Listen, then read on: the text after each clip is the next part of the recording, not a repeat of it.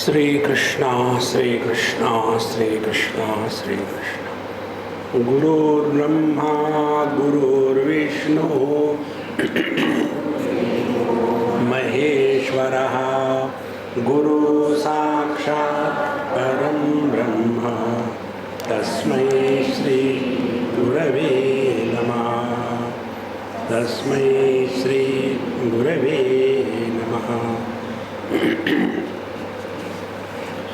विचार वो होते हैं जिसके द्वारा हम विकारों से निवृत्त होकर के अपने स्वरूप में पहुंच जाते हैं, उनको विचार कहते हैं। और विकार वो होते हैं कि जिनके द्वारा हम अपने ही विचारों में उलझ जाते हैं। जब हम अपने विचारों में उलझ जाते हैं तो उसको संसार कहते हैं, और जब हम अपने विकारों से सुलझ जाते हैं तब उसको वेदांत चिंतन कहते हैं। तो यह जो वेदांत के ग्रंथ है, जैसे यहाँ चित्रदीप 6वां अध्याय पंचदशी का, यहाँ हम चिंतन कर रहे हैं। चिंतन किसका कर रहे हैं? जो है उसी का चिंतन करेंगे। तो क्या है हमारे लिए? हमारे लिए दुनिया है, हमारे लिए हम है, हमारे लिए भगवान है। तो इन्हीं का चिंतन करें। तो दुनिया का चिंतन कैसे करते हैं कि दुनिया बड़ी खराब है, यहाँ अच्छे लोगों को कष्ट होते हैं और बुरे लोग आनंद में रहते हैं। ये चिंतन नहीं है, ये विकार है, ये कंप्लेन है। चिंतन में कंप्लेन नहीं होती। उसी प्रकार से ईश्वर कौन है? ईश्वर वो है कि जो अच्छे को परेशान करता है। जैसे लोग पूछते हैं, भगवान विष्णु या भगवान कृष्ण, इनके जो भगत है उनको भगवान दरिद्री बना करके पूरा खाली कर देता है, और जो शिवजी के भगत है उनको बड़ा अमीर बनाता है। उदाहरण एक है, इधर कुचेला या सुदामा, और उधर है रावण। रावण भगवान शिव जी का भगत था, इतना बड़ा बलवान बन गया। ऐसा क्यों? तो असली उत्तर है टाइम पास करने के लिए, लेकिन झूठ मूठ का उत्तर है, देखो भगवान विष्णु को जो है ना, ये मेंटेनेंस डिपार्टमेंट है, तो इसीलिए बहुत ज़रूरत पड़ती है लक्ष्मी की, तो सभी भक्तों से लक्ष्मी खींच लेता है, उनको दरिद्री बना करके बेवकूफ़ बनाता है, और ये दुनिया का झमेला चला रहा है, जैसे अपने गवर्नमेंट और अपने राजनीतिज्ञ। और जो भोले बाबा है, शिव जी है, उनको कुछ काम धंधा कर रहा ही नहीं, तो ठीक है बाबा, ले जा झंझट खत्म। ये सब बातें होती है ना, ये सब विकार है, ये विचार नहीं है। इसलिए हमको ये देखना है कि ये जगत जिसको देख करके हम सुख दुख का या सापेक्षता का अनुभव करते हैं, यह जगत क्या है, कैसा है। तो हमको 4 बातें बताई। एक, शुद्ध कपड़ा, उसके ऊपर में स्टार्च लगाया, वो कड़क होने के बाद उस पर लाइनें खींची और फिर उसमें रंग भरा।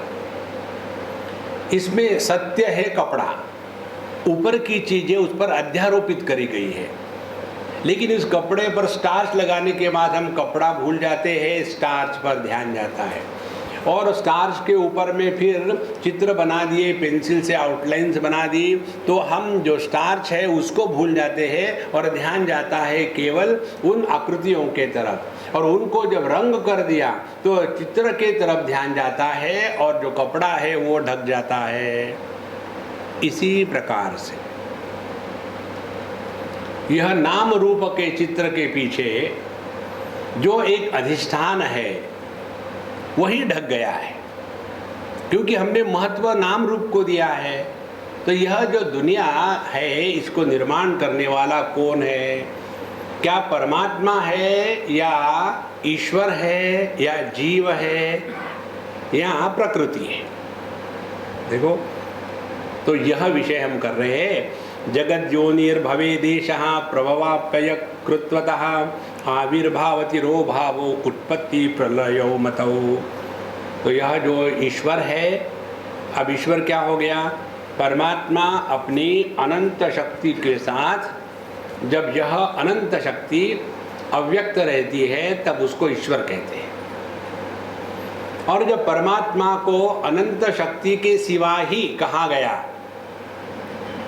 तो वो है परब्रह्म निर्गुण निराकार आदि तत्व। तो जगत निर्माण किसने किया? इस परब्रह्म परमात्मा ने निर्माण किया है या ईश्वर ने निर्माण किया है, ये चिंतन चल रहा है। देखो, आदमी और पति, तो आदमी हो गया परब्रह्म परमात्मा, और पति कब बना? जब उसकी पत्नी आई तभी तो बच्चे पैदा करेगा। बिना पत्नी के कैसे बच्चे पैदा करेगा अपने आप में?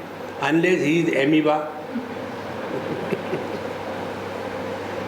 देखो, इसीलिए जगत जोनि भवेदेशः प्रभवाप्य कृत्वतः, तो यह जो ईश्वर है यह जगत की योनि है, जगत का निर्माता है। और यह जगत का निर्माण कैसे है? अब ये जगत के निर्माण की जो प्रक्रिया है वो समझनी है महत्व की। आविर्भाव तिरोभावो, इट इज मैनिफेस्टेशन एंड अनमैनिफेस्टेशन। व्यक्त और अव्यक्त निर्माण नहीं है, ये बेसिक डिफरेंस है। जगत का निर्माण नहीं हुआ, जगत या तो अव्यक्त रहता है या तो अभिव्यक्त रहता है। कई बार लोग कहते हैं ना हमारा लड़का ऐसे नहीं था लेकिन गलत कंपनी में आ गया और वो सब बिगड़ गया। बिगड़ बुगड़ कुछ नहीं गया, अंदर में ही सब ढका हुआ था। वो धीरे धीरे योग्य प्रकार की परिस्थिति मिली और वह प्रकट होने लग गया। इसीलिए जगत का निर्माण नहीं हुआ, यह आविर्भाव, प्राकट्य और तिरोभाव, उसका अव्यक्त रूप। आविर्भाव तिरोभाव उत्पत्ति प्रलय, इसी को कहते हैं उत्पत्ति और प्रलय। इस प्रकार से पहले ये समझ लेना है कि ईश्वर जगत का जो कारण है। तो जगत क्या है? जगत निर्माण नहीं हुआ, यह अव्यक्त अभिव्यक्त, अव्यक्त अभिव्यक्त, ये अखंड चल रहा है। देखो, लहरें निर्माण नहीं होती, लहरें प्रकट होती है, और लहरें नष्ट नहीं होती, वो अव्यक्त को प्राप्त हो जाती है। यही तो भगवान के अवतार में विषय आता है, भय प्रकट कृपाला दीन दयाला कौसल्या। तो भगवान जो है वो प्रकट होते हैं, निर्माण नहीं होते। भगवान का जन्म नहीं होता। इसी प्रकार से यह जो जगत है यह निर्माण नहीं हुआ है, यह या तो अव्यक्त रहेगा या तो अभिव्यक्त होगा। तो ये किस प्रकार से है? तो कहते हैं आविर्भावयति स्वस्मिन् विलीनम सकलम जगत। तो यह जगत का प्राकट्य और उसका अपने में विलीन करना किसके कारण होता है? प्राणी कर्म वशात एषः। जैसे जैसे आवश्यकता होगी, माने जैसे जैसे प्राणियों के जीवों के कर्म होंगे उसके अनुसार यह जगत प्रकट होता है और यह जगत फिर एब्सॉर्ब होता है। अब देखो, गवर्नमेंट क्या है अपने डेमोक्रेसी में? Government by the people, for the people, on the people. अब जितने भी हम अपने पहले के ज़माने में राजा लोग होते थे, तो राजा लोग सब प्रजा को चूज करके मस्त रहते थे। देखो, और फिर जब प्रजा को समझ में आ गया कि ये तो अपने मज़े उड़ा रहे हैं और हम लोगों को मेहनत करवा करके परेशान करवा रहे, तो हटाओ राजा को। फिर क्या हो? डेमोक्रेसी होनी है। डेमोक्रेसी किसकी होती है? डेमोक्रेसी में जिसको 3 M होते हैं। पहले के ज़माने में 3W कहते थे, वुमन, वाइन एंड वेल्थ। आजकल के ज़माने में ये 3W इसने शीर्षासन कर लिया। फिर क्या हो गए? यम यम यम। ये पहला यम क्या है? पहला यम है मनी, दूसरा यम है मसल, और तीसरा यम है मीडिया। जो मनी, मसल और मीडियावान है वही पॉलिटिशियन और नेता बन सकता है। फिर हम लोग क्या करते हैं? ये ईंट है, ये पत्थर है, 2 में से एक को चुनना ही पड़ेगा। तो फिर हम विचार करते हैं पत्थर से ईंट नरम है, वो भी हार्ड ही है, लेकिन दोनों में से कम करप्ट कौन है, कम यूजलेस कौन है, इस प्रकार से ये जितने भी हमारे नेता इत्यादि हमने ही तो चुन के दिए हैं, प्राणी कर्मवशात। देखो इसी प्रकार से ये जो दुनिया प्रकट हुई है ना, ये भगवान को अपने को कुछ लेना देना नहीं है, जैसे चाहिए वैसे ले लो। इसीलिए भगवान इस दुनिया को ना तो कभी अच्छी बनाते हैं ना तो कभी बुरा बनाते हैं। देखो हमारे जो स्वप्न होते हैं वो स्वप्न कैसे प्रकट होते हैं, क्या कोई बनाता है उसको? हाँ, जो संस्कार अव्यक्त है, दबे हुए हैं, उन्हीं संस्कारों को जब मौका मिलता है प्रकट होने का तो सपना शुरू हो गया। इस प्रकार से यह जगत पटो यद्वत् प्रसारितः, जैसे कोई पेंटिंग हो, उसको लपेट के रख दो तो कुछ पता ही नहीं चलता, उसको खोल दिया तो चित्र बाहर आ गया। और पुनः तिरो भावयति स्वात्मन्नेवाखिलं जगत प्राणी कर्म क्षयवशात् संकोचित पटो यथा। और जब ये प्राणियों के सब कर्म क्षय हो गए तो फिर जैसे हमने वो लपेट के रख दिया चित्र, उसी प्रकार से यह संपूर्ण जगत को हम लपेट करके रख देते हैं। अब ये जगत का जो प्राकट्य और इसका तिरोभाव जो है, इसको समझने के लिए अपने अनुभूतियों का विश्लेषण करना है। वेदांत की सुंदरता यही है, आप पर कुछ थोपा नहीं जा रहा है, केवल आप में ये शक्ति चाहिए, एक क्षमता चाहिए और ये विल चाहिए कि यदि हमारे अनुभव ये बताते हैं और हम ऐसा जीते हैं तो अपनी गलती को सुधारें और अपने आप को बदलें, तब जाकर के वेदांत का अधिकारी होता है। तो क्या हमको अपने अनुभव का विश्लेषण करना है? हमने जो सपने में अच्छे बुरे कर्म किए थे वह स्वप्न पुरुष कहाँ गया स्वप्न खत्म होने के बाद? देखो कहाँ गया। इसी प्रकार से हम जो जागृत अवस्था में यहाँ बैठे हैं अब, तो यह जागृत अवस्था खत्म होने के बाद यह जागृत पुरुष कहाँ गया और फिर कहाँ से आया? देखो ये मालूम है कैसा है, when you delete the data where it goes, देख लेना कि गिर तो नहीं गया, कहाँ गया वो और कहाँ से आया। देखो संतो, जब हम अपने इन अनुभूतियों का विश्लेषण करते हैं तब पता चलता है। जैसे एक लहर प्रकट हुई और नष्ट हो गई, तो क्या वही लहर फिर बाहर आएगी? देखो एक बार हमने ऑन किया तो लाइट आया, फिर ऑफ किया गया, फिर क्या वही लाइट आया? वो तो वही खत्म हो गया था, खंडित हुआ है। इसीलिए जैसे हमारा देह के साथ तादात्म्य हुआ, जागृत पुरुष पैदा हुआ, देह के साथ तादात्म्य खत्म हो गया, जागृत पुरुष गायब। जब वो गायब हो गया तब पति पत्नी भाई बहन सब सिनेमा खत्म। जैसे स्वप्न टूटने के बाद स्वप्न पुरुष और स्वप्न के जो दोस्त दुश्मन है वो सब गायब। देखो संतो, पुनः तिरोभावयति स्वात्मनि एव अखिलं जगत प्राणी कर्म क्षयवशात् संकोचित पटो यथा। तो जैसे हमने उस चित्र को लपेट लिया तो सिनेमा गायब, इसी प्रकार से यह स्वप्न का चित्र उसको लपेट लिया तो सपना गायब, जागृत के स्वप्न को लपेट लिया तो जागृत स्वप्न गायब। इस प्रकार से यह जगत का प्राकट्य और तिरोभाव ये अखंड रूप से चल रहा है। इसमें ना कभी कुछ निर्माण हुआ है ना कभी कुछ नष्ट हुआ है। रात्रि घस्रौ सुप्तिबोधौ उन्मीलन मिलीनने तुष्टि भावम मनोराज्य इव सृष्टि लया विमौ। यह सृष्टि का प्राकट्य और लय किस प्रकार से है, उन्होंने 3-4 उदाहरण दिए। पहली बार रात्रि घस्रौ, जैसे रात है तो तिरोभाव हो गया, दिन है तो प्रकट हो गया। रात को आपने वहाँ एक मटके में पानी रखा था और रात को दिखा नहीं, कहाँ है पता नहीं, चला गया। कल देखेंगे।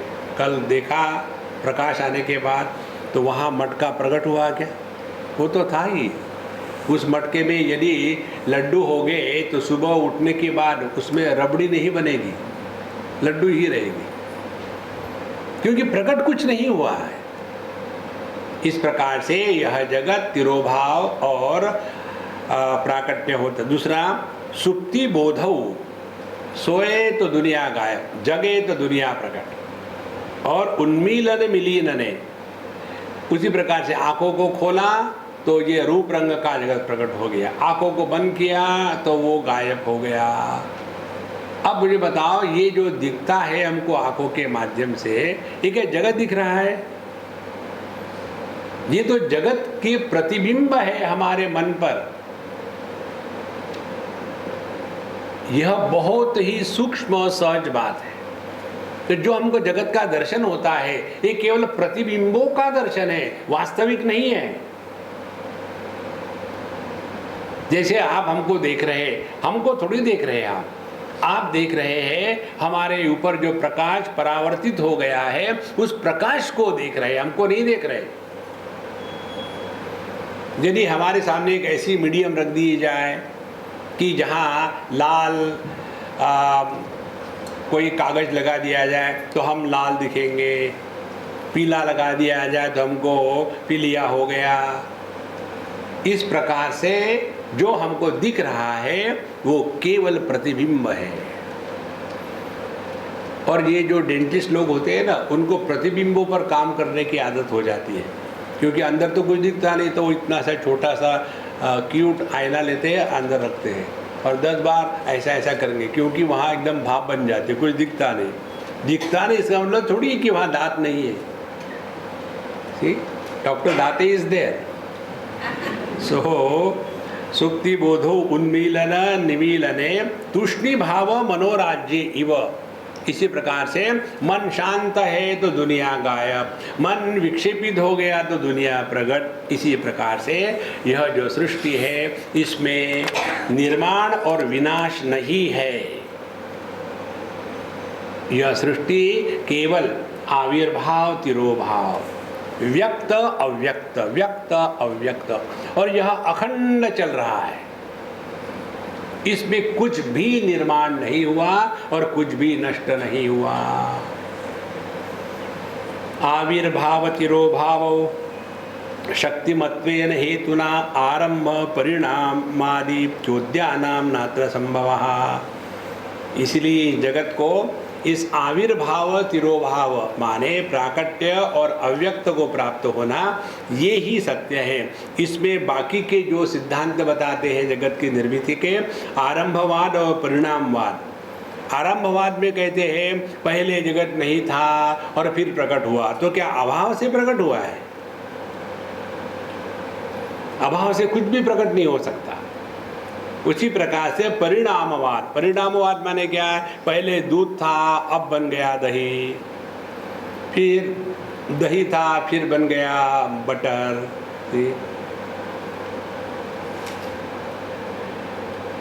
और फिर बटर का बन गया घी।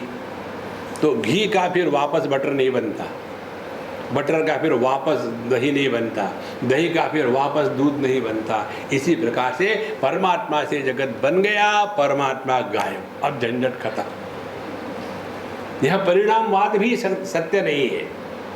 इसीलिए यह जो जगत है ये केवल व्यक्त अव्यक्त, और ये अखंड काल से चल रहा है। अचेतनानां हेतु स्यात् जाड्यांशेनेश्वरस्तथा चिदाभासांशस्तत्त्वेशः जीवानां कारणं भवेत्। अब ये जो जगत है, जो हमको उदाहरण दिए जाते हैं ना, जैसे सुवर्ण से आभूषण, या समुद्र से लहरें, या मिट्टी से बर्तन, ये समझने में कठिनाई नहीं आती, क्योंकि मिट्टी भी जड़ है और उसके बर्तन वो भी जड़ है। सुवर्ण भी जड़ है, उसके आभूषण वो भी जड़ है।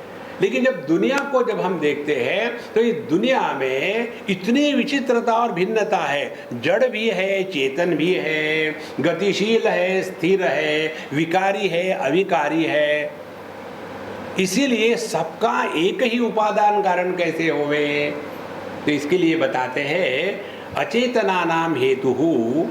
इस जगत में जो जड़ जगत है उसका कारण है जाड्यांश ईश्वरस्य। ईश्वर क्या हो गया? फिर ईश्वर में दो बातें हो गई। एक बात है प्रकृति, और इस प्रकृति में परमात्मा का प्राकट्य, ये दोनों को मिलाकर के ईश्वर बनता है। तो जो प्रकृति का भाग है वह इस जगत के जड़त्व का कारण है, और इस प्रकृति में परमात्मा का जो प्राकट्य है वह ईश्वर है, वह जीव और ईश्वर का कारण बनता है। इस प्रकार से दो बातें हो गई। एक तो बकेट और उसमें पानी, ये जड़ भाग है, और दूसरा सूर्य और उसका पानी में प्रतिबिंब। तो सूर्य का जो पानी में प्रतिबिंब पड़ा वो हो गया चेतन भाग, और जो पानी है वो हो गया जड़ भाग। इन दोनों को मिला करके जीव या ईश्वर कहेंगे। जब अकेली बकेट होगी तो जीव कहेंगे, और जब केवल पानी मात्र होगा बिना बकेट के तो उसको ईश्वर कहेंगे। इस प्रकार से जड़ चेतन यह दो तत्व इस सृष्टि में दिखते हैं। यह प्रकृति और पुरुष और उसका प्रतिबिंब, उसके कारण भिन्नता दिखती है, लेकिन है एक ही तत्व, दो प्रकार से प्रकट हो रहा है। तम प्रधान क्षेत्राणाम चित प्रधान चिदात्मनाम परः कारणतामेति भावना ज्ञान कर्म भी। तो यह जो ईश्वर है यह तम प्रधान क्षेत्राणाम कारणम।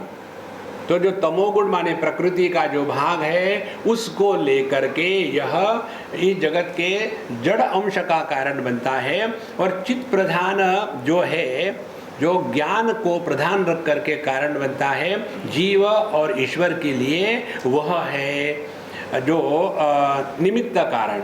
इस प्रकार से एक ही परमात्मा या एक ही ईश्वर, ये दो शब्दों को ठीक समझ लेना। परमात्मा प्रकृति के संदर्भ में जब कहा जाता है तब उसको ईश्वर कहते हैं, और प्रकृति का संदर्भ ना हो तो परमात्मा है।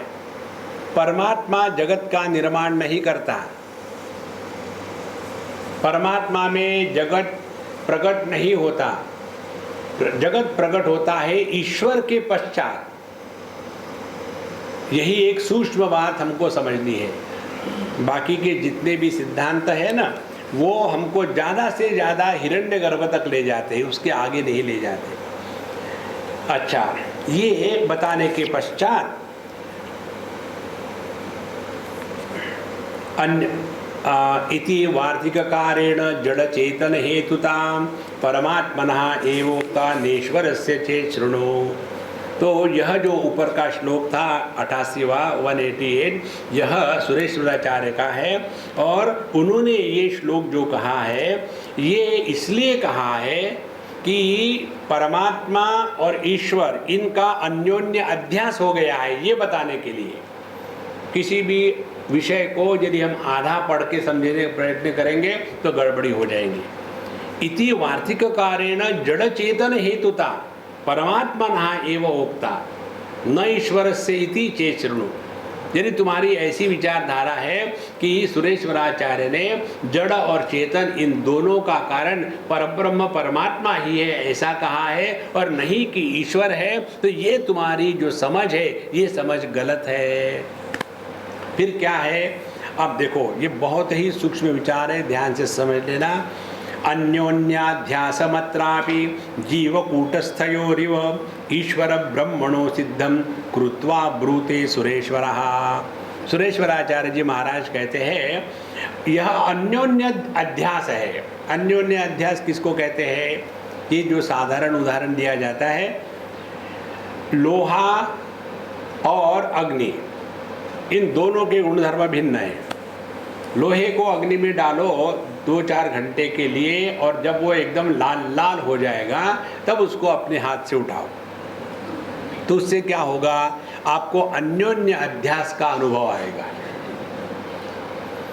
लोहा ठंडा है, अग्नि का जो गर्म गुणधर्म है वो लोहे पर अध्यारोपित हो गया है। लोहा भारी है, अग्नि को वजन नहीं है, लेकिन वो अग्नि का जो हल्कापन है वो चला गया और उसमें भारीपन आ गया। लोहे को एक आकार विशेष है और अग्नि को कोई आकार विशेष नहीं है, लेकिन अग्नि को यह लोहे का आकार विशेष प्राप्त हो जाता है।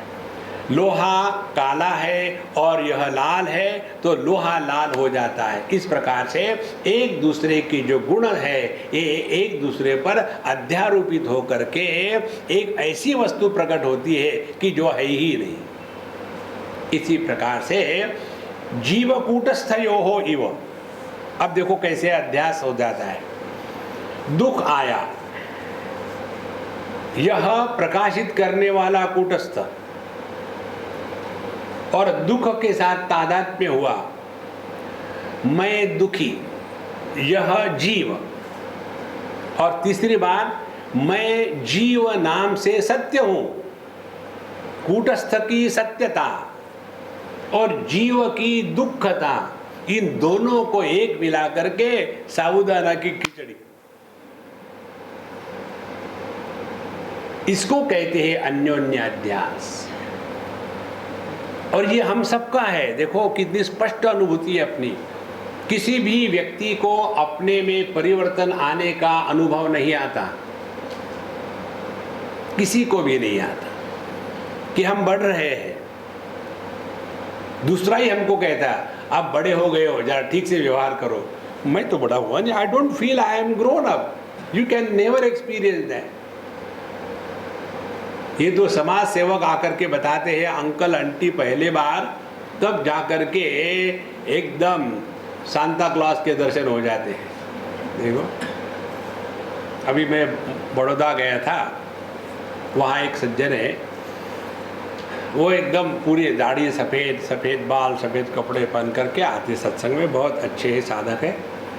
तो हम किसी के यहाँ गए तो वहाँ उनकी एक बड़ी प्यारी लड़की थी। वो 3-4 भाषा बोलती है क्योंकि मिक्स फैमिली है। गुजराती बोलती है, हिंदी बोलती है, पंजाबी बोलती है, मराठी बोलती है, इंग्लिश बोलती है। तो बोलते समय सब मिक्स, यहाँ का जेंडर होगा, यहाँ का वर्ब होगा, यहाँ का, और वो बोल देती जो बोलना है। तो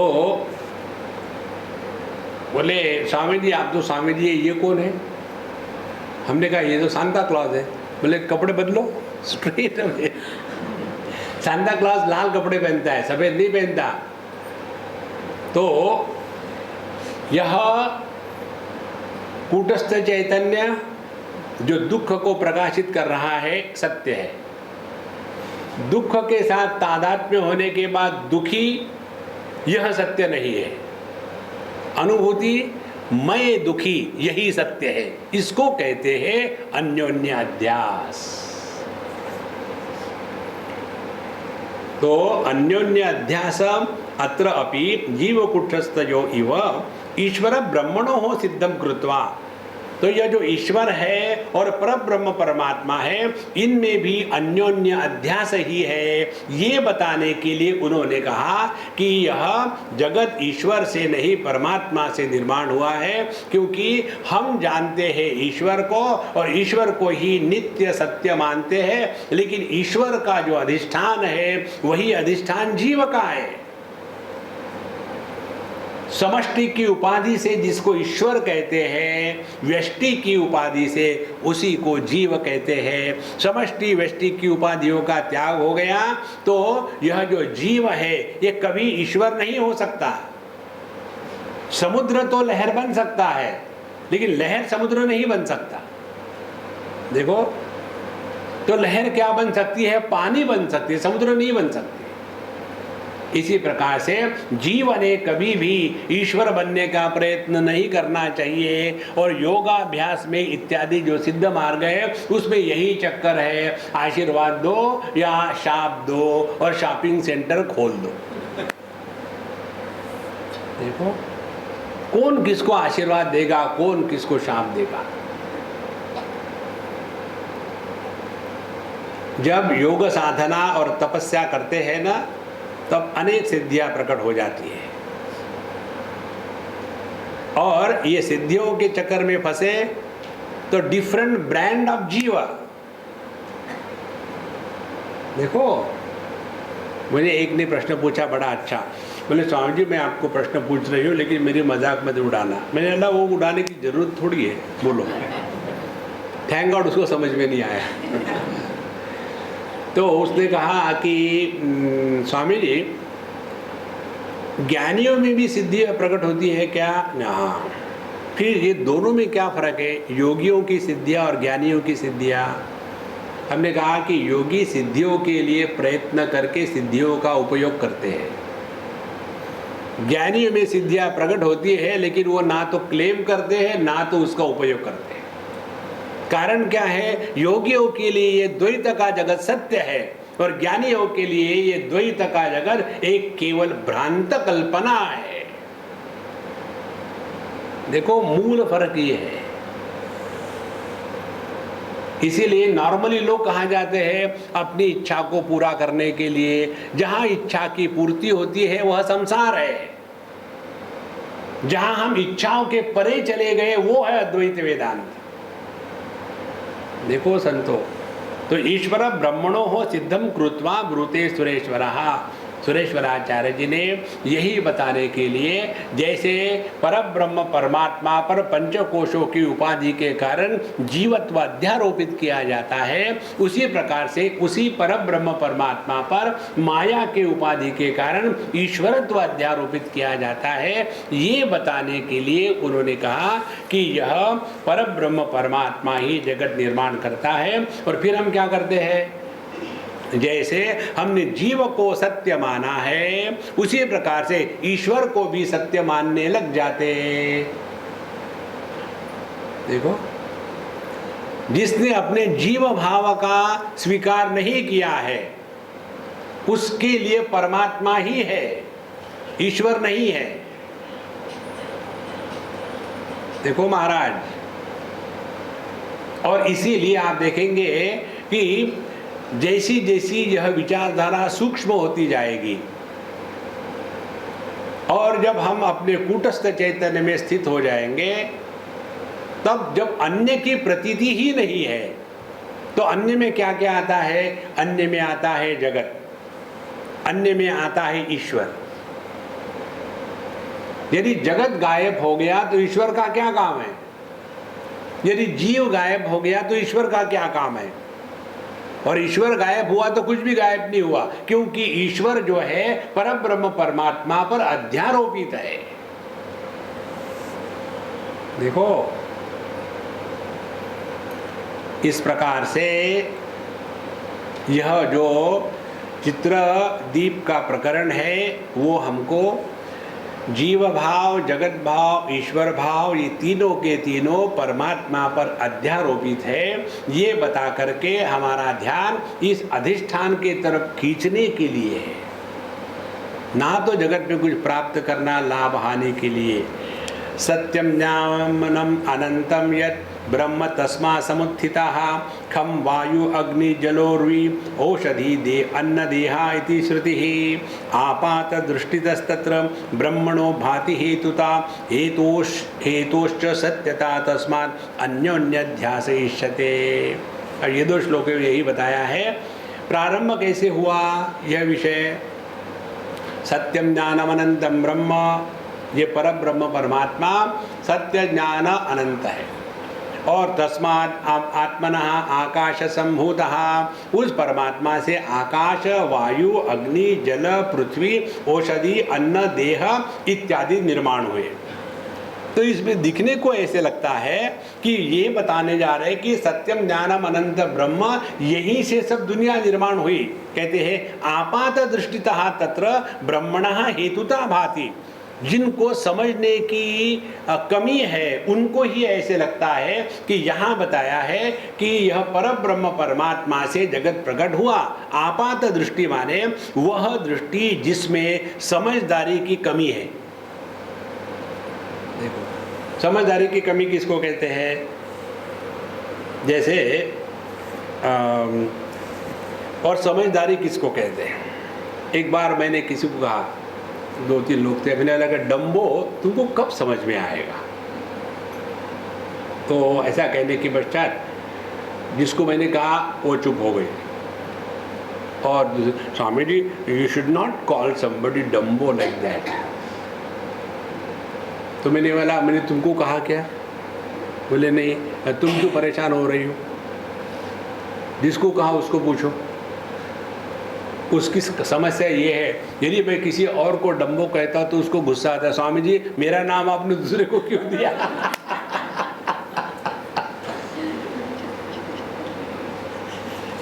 देखो महाराज, आपात दृष्टितः जब हम किसी को प्यार से बुलाते हैं तो उसमें शब्द के अर्थ को ग्रहण नहीं करते, प्यार को ग्रहण करते हैं। देखो, जब गुरु किसी को कहता है बेवकूफ, he doesn't mean he is बेवकूफ calling somebody. He is expressing his intense love for the child. और ऐसा कारण क्या है? क्योंकि वाइल्ड है। Love is of 2 types, wild love and domestic love. जिन लोगों का वाइल्ड लव होता है ना, उनसे दूर रहना चाहिए। ये वाइल्ड लव आपको साउथ में मिलता है। किसी से बात करेंगे तो हेलो हाउ आर यू, हाँ आके मारेंगे, अरे यार कैसे हो, मारते क्यों हो? लेकिन नहीं, दिस इज वाइल्ड लव। देखो, आपात दृष्टितः जिसको ये समझ नहीं है वही कहेंगे कि उपनिषद में कहा है परब्रह्म परमात्मा से जगत निर्माण हुआ है और हेतु हो सत्यता तस्मात्। और फिर कहेंगे क्योंकि परमात्मा से परब्रह्म से जगत निर्माण हुआ है और इसीलिए परब्रह्म ही ईश्वर है। नहीं, परब्रह्म ईश्वर के रूप में प्रतीत होता है जब उसके ऊपर में माया की उपाधि थोपी जाती है तब। इसलिए जगत निर्माण हुआ ईश्वर से, ना कि परब्रह्म से। इसी को कहते हैं अन्योन्य अध्यास। तो ईश्वर जगत का कारण है, लेकिन जिसको समझ नहीं आता वो कहेंगे कि यह सत्यम ज्ञानम अनंतम ब्रह्म, यही जगत का कारण है। बहुत पुरानी बात है, may be about 30 years before. एक बड़े वृद्ध सज्जन थे और उन्होंने मुझे पूछा कि देखो, तत्वमसि महावाक्य में ये जब हम तत्पद का और त्वम पद का शोधन करते हैं तो किसकी प्राप्ति होती है? ईश्वर की।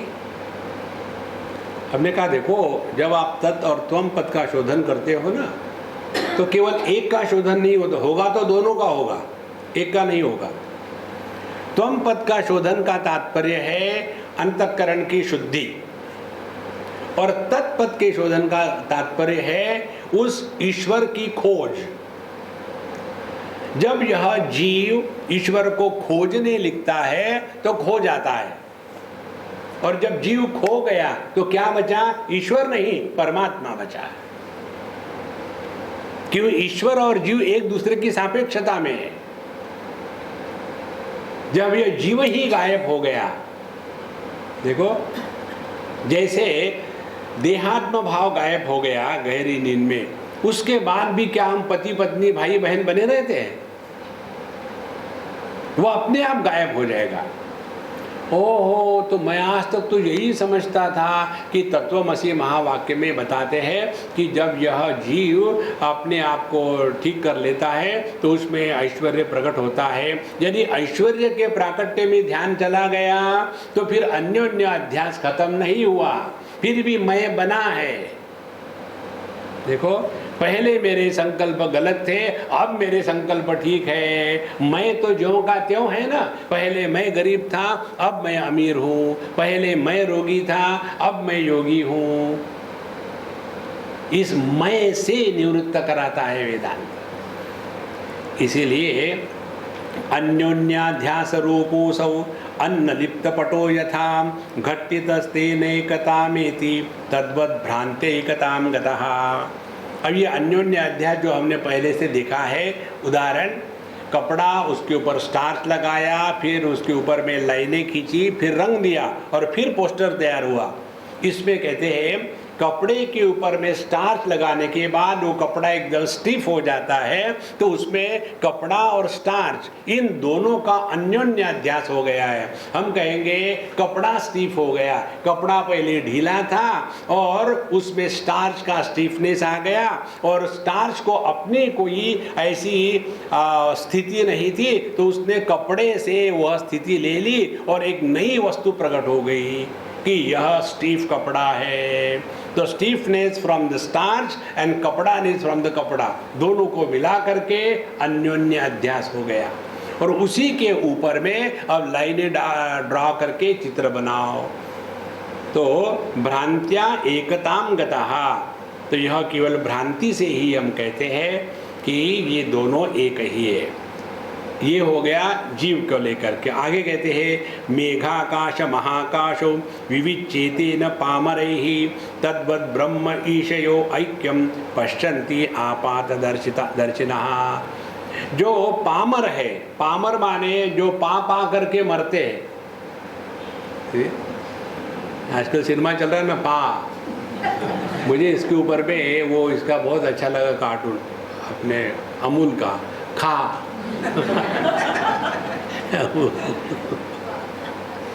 माने पा का चैन सर खा।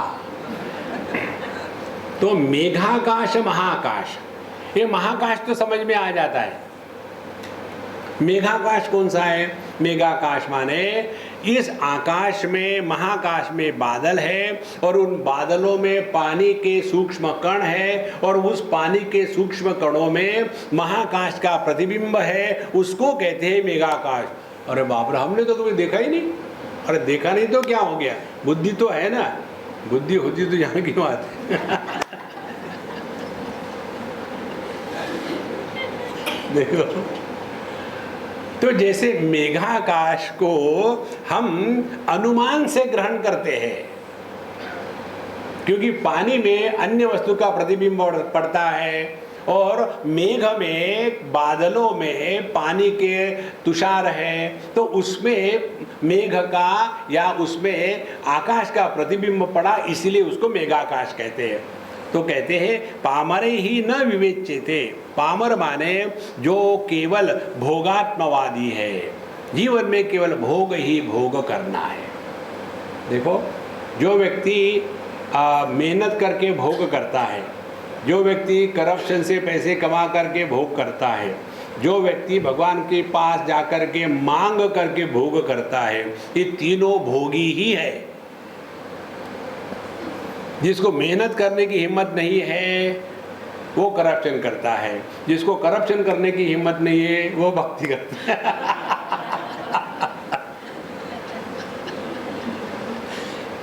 तीनों की बात एक ही है, मांग रहे हैं और कुछ नहीं है। और मांगने के बाद काहे को मांगेंगे? किसी को दान करने के लिए, हम भोग करने के लिए। इसीलिए जब तक के ये भोग की प्रवृत्ति है तब तक के संसार है। तो पामर ही, ऐसे जो पामर है, यह इसको ठीक से समझ नहीं सकते कि ईश्वर जो है परब्रह्म परमात्मा पर उपाधि के कारण अध्यारोपित है, वास्तविक नहीं है। तद्वत् इसी प्रकार से ब्रह्म ईशयोः ऐक्यम पश्यन्ति आपातदर्शिनः। तो जो आपातदर्शी है माने जिनको ठीक से समझ में नहीं आता। पहले जब आप लोग इसको पढ़ो तो देखो, ये चार जो आकाश है ना, महाकाश, उसके बाद घटाकाश, और फिर जलाकाश, और क्या कहते हैं मेघाकाश, ये चार आकाश ही दिमाग में घुसते नहीं। कहाँ से कौन सा गया, कौन सा गया, कौन सा गया? कारण क्या है? पामर ही। तो तद्वत् ब्रह्मेशयोः ऐक्यम पश्यन्ति आपातदर्शिनः। जिनको यह बात ठीक से समझ में नहीं आती, वही कहते हैं कि जगत का कारण परब्रह्म परमात्मा है, और इसीलिए जगत को सत्य मानते हैं, और फिर जगत को इम्प्रूव करने का प्रयत्न करते हैं। देखो, जगत की सेवा इसलिए करनी है कि टाइम पास हो जाता है, कुछ भी आगे है ही नहीं। देखो, भगवान का नाम इसलिए लेना है कि टाइम पास हो जाता है, पूजा इसलिए करनी है कि 2 घंटे निकल जाते हैं। इस सिद्धांतों को लेके चलो आप जीवन में, देखो you will be in meditation 24/7।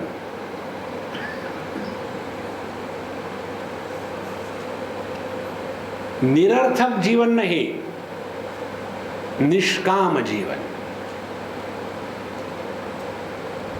निष्कामता माने टाइम पास। देखो भगवान चैतन्य महाप्रभु को पूछा था और उन्होंने जो उत्तर दिया वो संस्कृत में देने के कारण शास्त्र बनते हैं, और वही उत्तर हम देंगे अंग्रेजी में तो जोक बनता है। उनको पूछा था आप भगवान का नाम किस लिए लेते हो? कालक्षेपणार्थम। संस्कृत में कहा इसीलिए शास्त्र, और हमने अंग्रेजी में कहा टाइम पास। तो स्वामी जी आप ब्लफ मारते हो, अंग्रेजी में ब्लफ ही होगी। इस सिद्धांतों को लेके चलो आप, देखो जीवन में इतना आमूलाग्र परिवर्तन आ जाएगा। और इसका जो आनंद है ना, वो आनंद आपको तब समझ में आएगा जब आप अपने बच्चों के साथ खेलते हो, यदि खेलते हो तो। बच्चों के साथ जब हम खेलते हैं तब कुछ उसमें लाभ हानि की बात होती है क्या? टाइम पास हो रहा है और कुछ नहीं, और उस टाइम पास में आनंद आता है। ले ले ले, ले, ले, ले खेल रहे बच्चे के साथ, उसको क्या मालूम है आप कौन सी भाषा में बोल रहे, और वो वहां से पूर्णमदः पूर्णमिदं पूर्णात् पूर्ण, और बाप रे कर दिया इसने।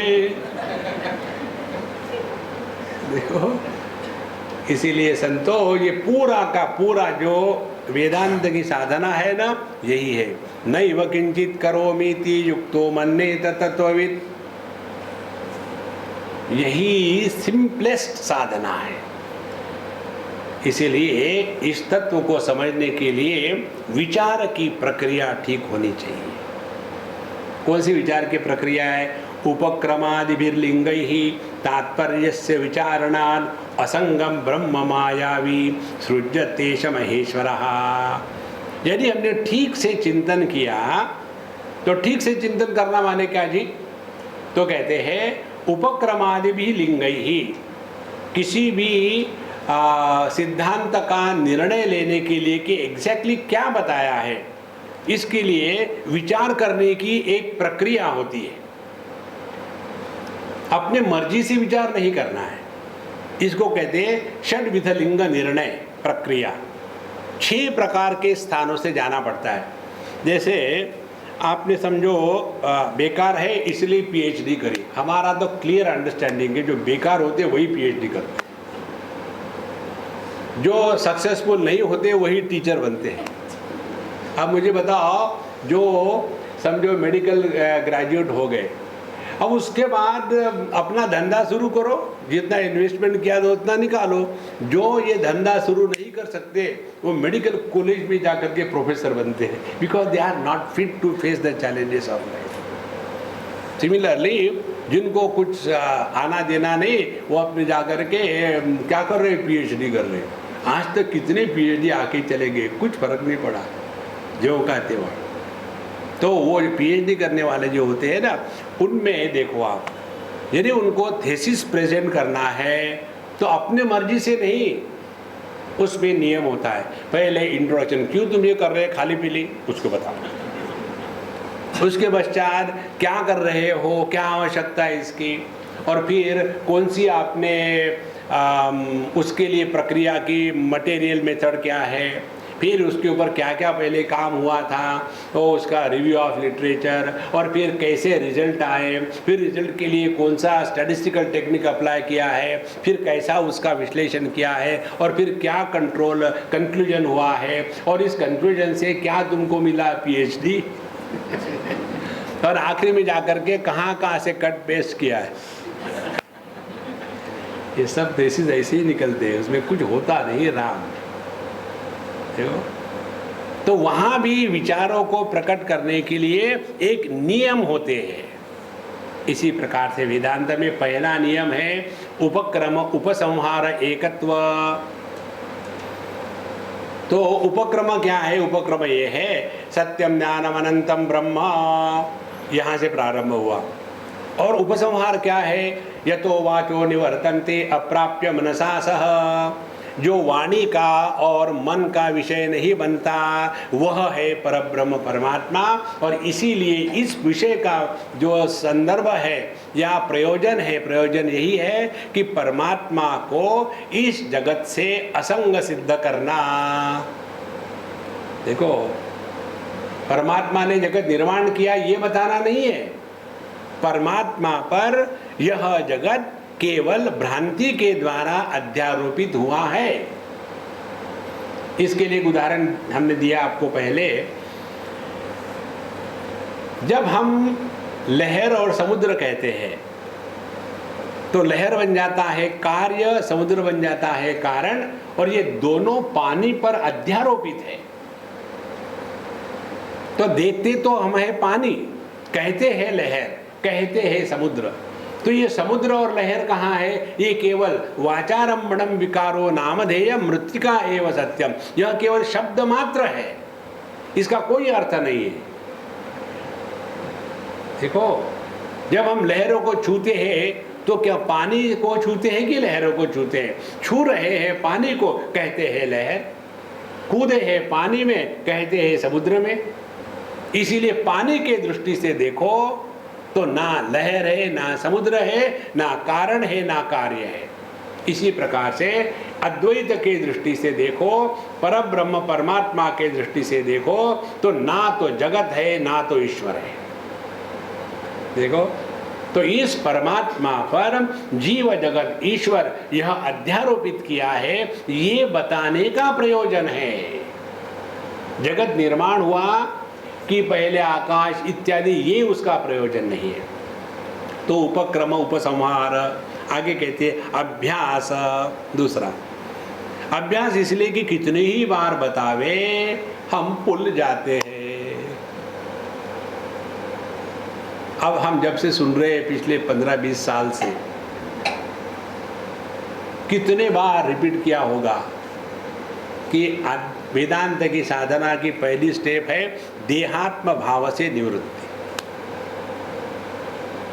तो देहात्म भाव की निवृत्ति का तात्पर्य क्या, इसका क्या चिंतन, इसका अपने जीवन पर क्या परिणाम, इस पर चिंतन जब करेंगे तो इस जागृत अवस्था की समस्या हल नहीं होगी, गल जाएगी। लेकिन फिर वही अपना हस्बैंड वाइफ अरे राम राम राम राम, तो क्या सब छोड़ करके बाबा जी बन जाए? बिल्कुल मत लेना मेरा मार्केट। बाबा जी मत बोलो। फिर क्या करो? नाटक करो। देखो, जगत में ही रहना है हमको, कहीं नहीं जाना है। इसको जो हमने सत्य मान करके सुखी दुखी होते हैं ना, वो धंधा बंद कर दो। तो आप यदि शादीशुदा हो तो साधना करने के लिए, तपस्या करने के लिए जंगल में, आश्रम में जाने की जरूरत नहीं है। फिर क्या है, यदि पति हो तो पत्नी के साथ भी खुश रहो, बहुत बड़ी साधना है ये। और ये साधना कैसे? अभ्यास। यही अपने को समझाना, केवल मैं इसके सामने तभी पति होता हूँ, बाकी थोड़ी होता हूँ। तो अभी मैं पति का नाटक कर रहा हूँ। पति का नाटक करना मैंने क्या, झूठ मूठ दिखाना कि मैं बड़ा घबरा गया हूँ। बेवकूफ बनाने के लिए कुछ नहीं लगता। देखो, झूठ मूठ कह रहो महाराज, तब जाकर के सत्य की प्राप्ति होती है। अभ्यास। उसके पश्चात अपूर्वता। अपूर्वता माने क्या? यह ज्ञान हमको केवल उपनिषदों से ही मिलता है, अन्य कहीं नहीं मिलेगा आपको। ये देखो, यदि आप ऐसी साधना करने जाओगे कि जिसके द्वारा आप स्वर्ग में जाओगे, जैसे हमारे ध्रुव जी ने करी थी, अब पछता रहे दोनों भी, भगवान भी पछता रहे और ध्रुव जी भी पछता रहे। इतनी मेहनत करके मैं एक टांग पर खड़ा रहा 5.5 महीने, और मिला क्या? दिल्ली की कुर्सी, और उस पर चारों तरफ से कांटे।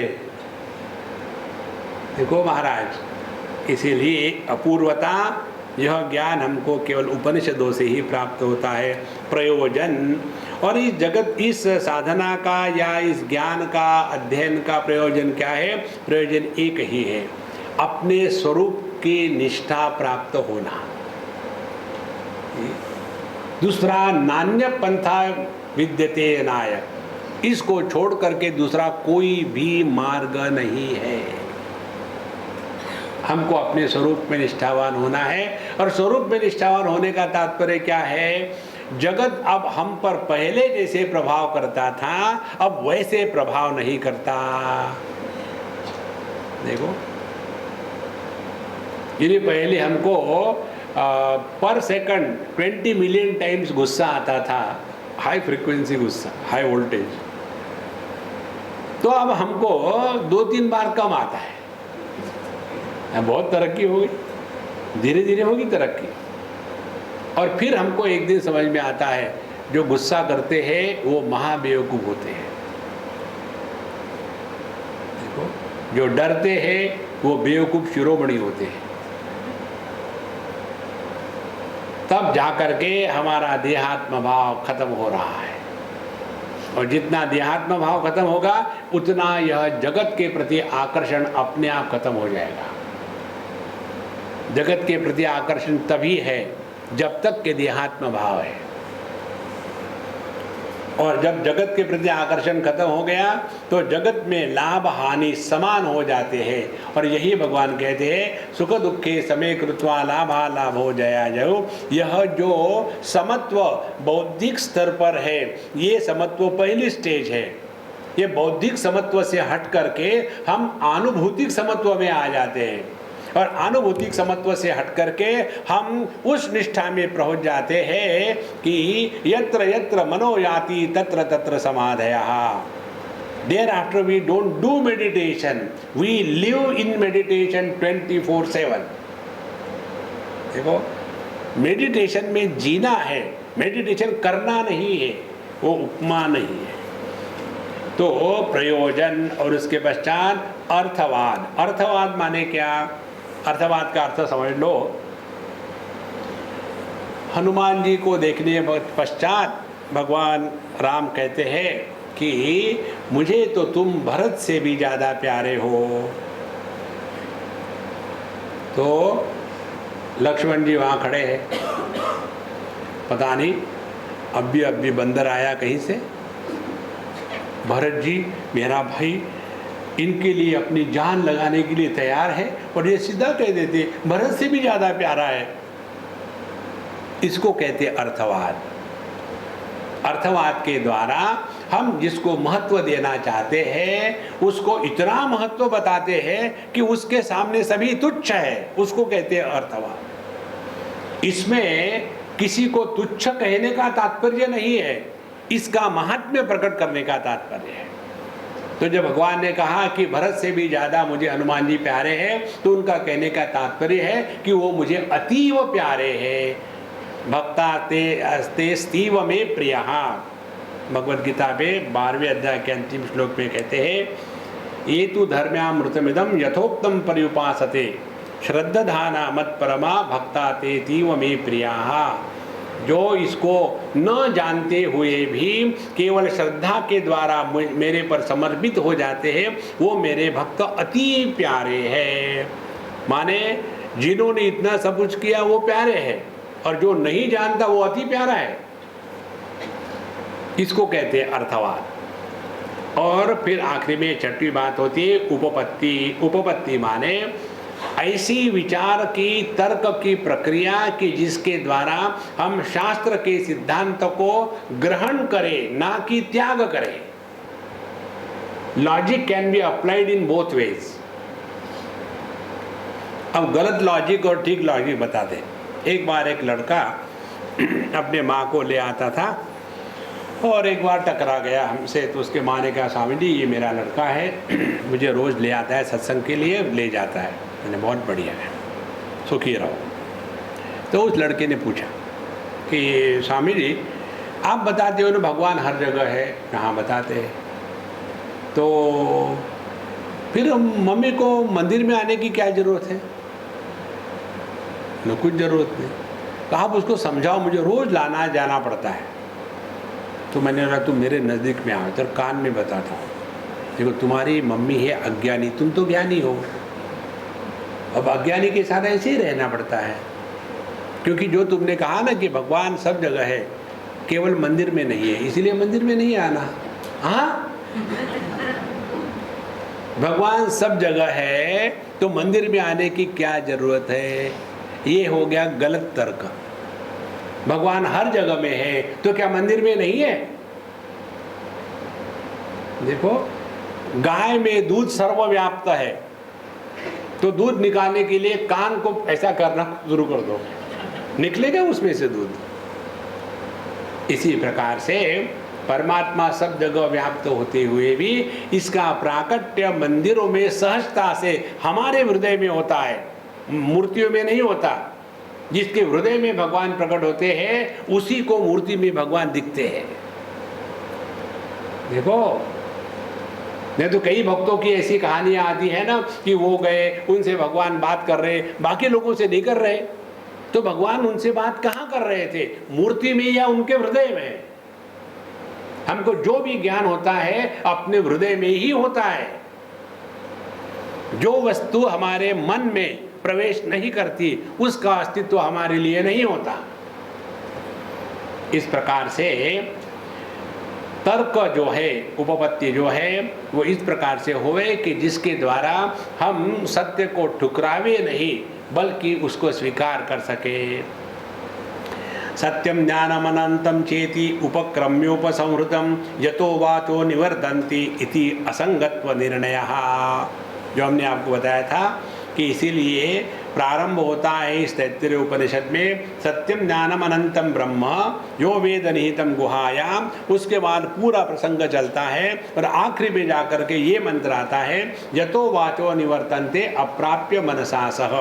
तो प्रारंभ, उपक्रम और उपसंहार, इन दोनों के द्वारा यही सिद्ध होता है कि जिस सत्यम ज्ञानम अनंत ब्रह्म को लखाना है, वो लखाने के लिए हमको जो मालूम है जीव जगत ईश्वर, उसका प्रसंग ला करके फिर कहते हैं कि यह जो तत्व है, यह वाचो निवर्तन्ते अप्राप्य मनसा सह, ये ना तो वाणी का विषय बन सकता है ना तो मन का विषय बन सकता है, क्योंकि ये मन वाणी इत्यादि के परे है, असंग है।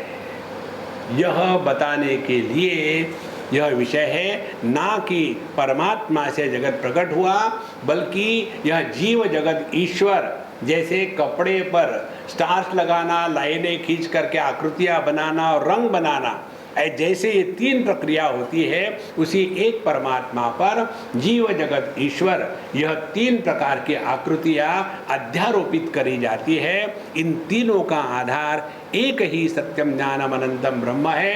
यह लखाने के लिए है, ना कि जीव सत्य है बताना, ना कि ईश्वर सत्य है बताना, ना कि जगत सत्य है ये बताना। देखो महाराज, इसीलिए वेदांत के व्यक्ति को जब संस्कार नहीं होते ना तो ये बड़ा कठिन जाता है। कल शाम को मुझे एक सज्जन मिले लेक्चर के बाद, वहाँ अभी विषय था कि देहात्म भाव से ही संपूर्ण जगत शुरू होता है, अन्यथा नहीं। लेकिन बिना देह के कॉन्शियसनेस रह नहीं सकता। हमने कहा ऐसी नहीं बात प्रभु, कॉन्शियसनेस के कारण देह नहीं, देह नहीं हो तो कॉन्शियसनेस कहाँ है? बिल्कुल ठीक बात है। यदि आभूषण ना हो तो गोल्ड कहाँ है? हम कहते भी तो हैं कि आभूषणों के अंदर सुवर्ण है। हम ऐसा थोड़ी कहते सुवर्ण के अंदर आभूषण है। इसी प्रकार से देह के अंदर चैतन्य है, चैतन्य में थोड़ी देह है, क्योंकि देह दिखता है। यदि चैतन्य होता तो दिखता क्यों नहीं? हमने कहा हाँ भाई, आपका विचार बड़ा अच्छा, ऐसा ही है। अब जिस पर बिल्कुल संस्कार नहीं है उसको ये बात समझ में नहीं आ सकती। देखो ये कितनी सहज बात है। सुवर्ण में आभूषण है या आभूषणों में सुवर्ण है? हमको दिखता क्या है? आभूषण। हम कहेंगे आभूषण में सोना है ना? हाँ सोना है। तो हमारे लिए आभूषण सत्य हो गए और सुवर्ण जो है वो उसका गुणधर्म हो गया। वास्तविकता क्या है? सुवर्ण सत्य है और आभूषणों के नाम रूप उस पर अध्यारोपित करे गए हैं। द्वितीय अध्याय जो हमने पढ़ा उसमें यही विषय है। आकाश है, वायु है, उसके बाद अग्नि है, तो हम क्या कहते हैं? आकाश हो गया विषय, वस्तु, सब्सटेंस, और अस्तित्व हो गया उसका गुणधर्म। फिर वायु हो गया सब्सटेंस, वस्तु, और अस्तित्व हो गया उसका गुणधर्म। लेकिन वास्तविकता क्या है?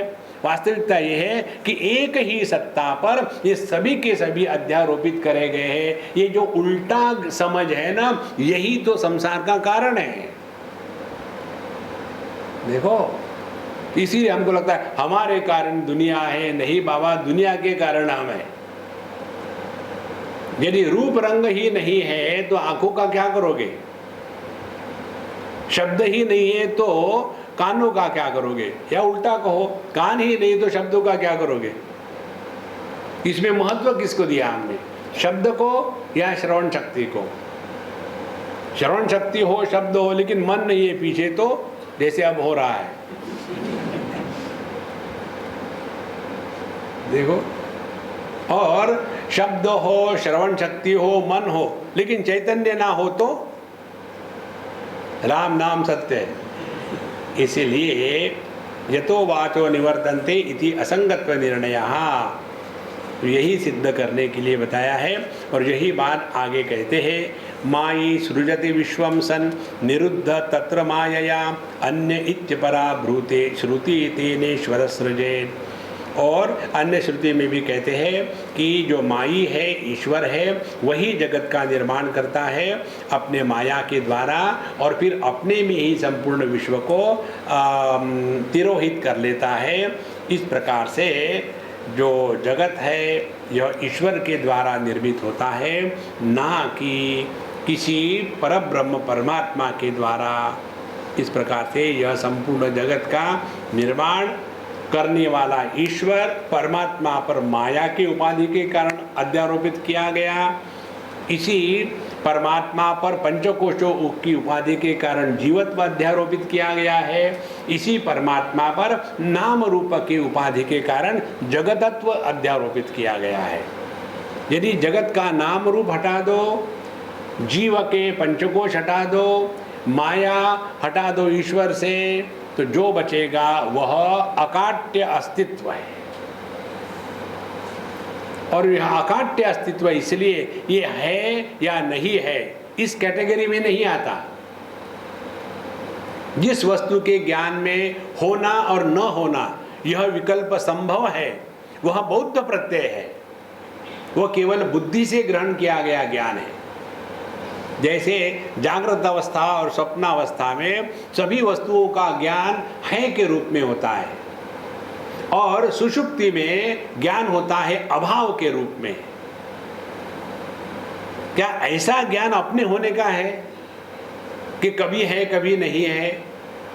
जिस ज्ञान में है नहीं, यह दोनों विकल्प नहीं है, उसको है भी नहीं कहा जा सकता और नहीं भी नहीं कहा जा सकता। देखो, जिसमें अस्ति नास्ति प्रत्यय नहीं है वह परमात्मा तत्व है।